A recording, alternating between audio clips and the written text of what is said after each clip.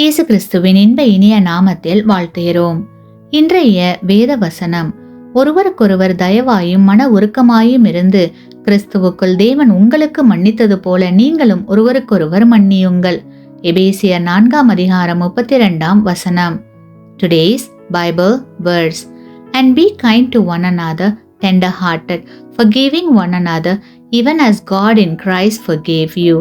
Ephesians chapter 4 verse 32. நமக்கு விரோதமாக செயல்படுபவர்கள், நம்மை கேலி செய்பவர்கள், நம்மை குறை கூறுபவர்கள் ஆகியோரை மன்னிப்பதன் மூலம் பெரியவர்கள் இன்னும் பெரியவர்களாக மாறிவிடுகிறார்கள். மன்னிப்பது தெய்வீகம் என்று கூறப்படுகிறது. சாதாரண மனிதர்கள் கூட மன்னிக்கும் குணமுடையவர்களாக இருக்கும் போது தெய்வீக குணமுடையவர்கள் ஆகிறார்கள்.